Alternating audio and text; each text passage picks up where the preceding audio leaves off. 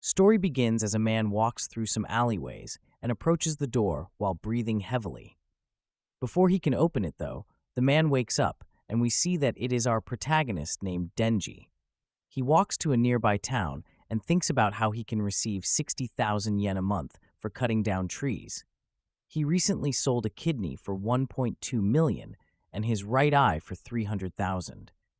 Even after all that, Denji reveals that he is still 38 million yen in debt. His Peppo cheetah growls angrily as it wants to fight something, and Denji explains that a dead devil can usually be sold for about 300,000. Devil hunting easily pays the best, and Genji prepares to use Pochita as a weapon. The scene cuts to after Denji has defeated the beast, and a man arrives to compliment his work. He explains that the devil's carcass will bring in a fair price on the black market, and so he will pay him 400,000 for it. However, the man reveals that Denji is still deep in debt and will owe him another 70,000. Denji leaves and explains to Pochita that he will have to pay off some other debts and will only be left with 1,800 yen. They don't have food at home, and the 1,800 yen will have to last him an entire month, so their dinner will have to be a slice of bread. Nearby, two men discuss how Denji is working off a debt that was handed down to him by his deceased father.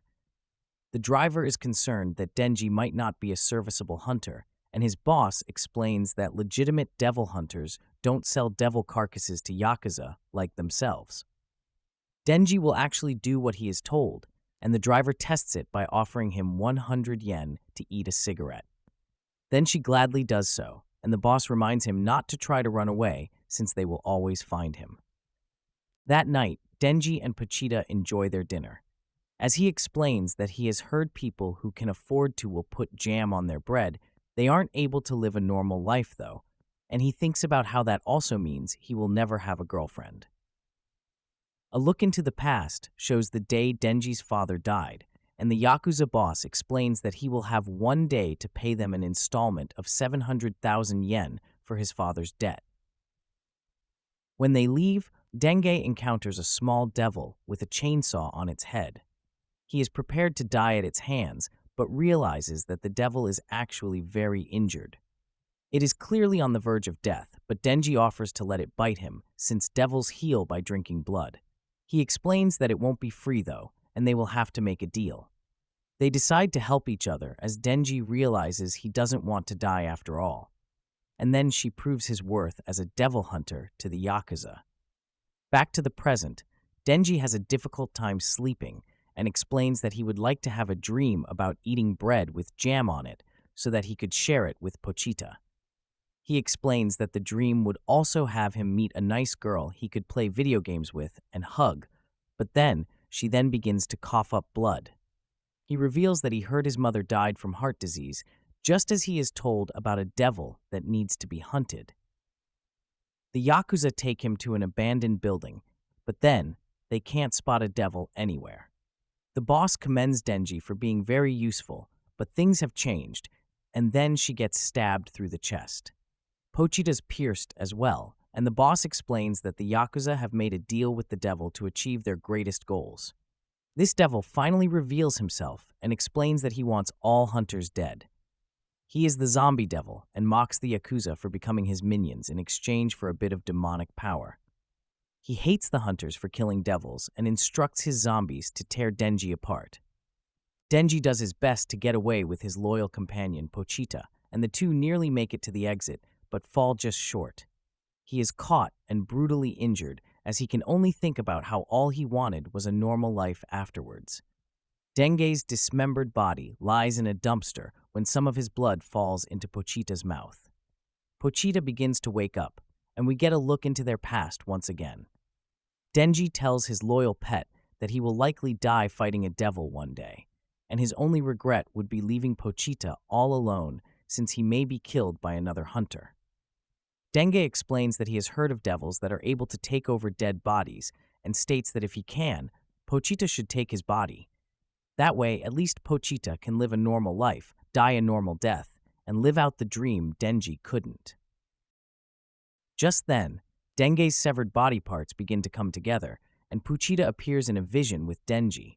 Pochita is able to speak and explains that he had always liked hearing about Denji's dreams. Pochita makes a new deal with Denji and states that in exchange for his heart, Genji will have to show him his dream. Denji wakes up unharmed with a pull cord in his chest and calls out for Pochita. The zombie devil instructs his army to consume Genji completely this time, and then she begins to wonder why the Yakuza became so greedy. He realizes that he was the same since he wasn't satisfied with the happiness he had with Pochita and always jumped up something more. All that matters now, though, is the fight in front of him, and he pulls the cord on his chest just as he is swarmed by the horde of zombies. The zombie devils, pleased to see that it is finally over, but then she emerges from the pile to reveal that he has undergone a transformation. The devil can't understand how it could be possible, but Denji doesn't give him time to think and instantly attacks him. The devil does well to create distance between Denji and himself, but Denji's determination is relentless. He slashes through several zombies as he makes his approach to the zombie devil and slices him in half. Denji is now simply a devil hunter in a building filled with devils, and he pulls his cord once more. He states once they are all dead, he won't owe anyone and continues his attack. Later, a group arrives at the building to find that they are too late. The woman named Makima smells Denji and realizes that he is neither human nor devil. Denji asks that she hug him before he falls, and he reverts back to his normal self. She confirms that he is not possessed and explains to Denji that they came to kill the zombie devil. They are devil hunters with public safety, and she gives them two options. Either she kills Denji like a devil, or she keeps him as a human. Genji just wants to know what he will be fed, and she explains that he can have bread with butter and jam along with some dessert. Denji is sold and states how awesome that sounds on the ride to their facility. Makima explains that she will only accept yes or woof from Denji, as she does not need a dog that tells her no. This makes Denji realize that Makima is much scarier than he originally thought, and remembers how Pochita is now dead. Makima then asks him if he wants her to treat him to some breakfast and offers him her coat. Denji thinks about how no one has ever been this nice to him before, much less a girl, and he proclaims to himself that he loves her. As they order their food, Denji collapses and explains that the chainsaws cut him up as well, so he is low on blood at the moment. Makima is curious, so Denji explains that his loyal companion Pochita sacrificed himself so that he could live.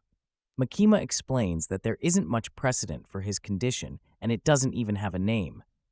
She trusts her sense of smell, though, and assures Denji that his best friend is alive inside him. He's glad to hear that she means it in a literal sense, but faints, only to wake up moments later in front of food. Denji pretends that he is not able to eat on his own, so that she feeds him, and he asks what type of guy she likes. He anxiously waits for her answer, and she states that she likes the Denji type. This statement would replay in Denge's head as they finally reach their headquarters. Makima explains the benefits of being a devil hunter with public safety, but he can only think about dating her after putting on their uniform. Denji is introduced to a co-worker that he will be shadowing named Hayakawa. Denji is disappointed to be leaving Makima, but she explains that if he does a good job, then they can work together someday. Denji wants to know if Makima has a boyfriend, but Hayakawa ignores him and takes Denji somewhere to beat him up. Hayakawa tells Denji to quit and explains that he is just being nice. Hayakawa states that only properly motivated hunters are able to survive, and then he only took the job because he is after Makima. Denji confirms it, and Hayakawa explains that he will let Makima know that he ran away at the first sign of danger. Denji fights back, though, and explains that earlier that day, he was treated like a decent human being for the first time. He states that if that means keeping his new life, then he doesn't care if it kills him. Hayakawa isn't finished and tells Denji not to go after Makima, only making him realize that Hayakawa must like her too. Denji ends the fight, and they return to headquarters.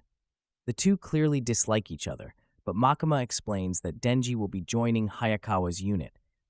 Hayakawa explains that he has enough troublemakers as it is, but Makima reminds him that his team was always meant to be an experimental one. She goes on to explain that Denji is a human that can transform into a devil. He will be given special treatment, but that means that if he becomes insubordinate, then he will be disposed of as a devil, and they will be working together until he dies.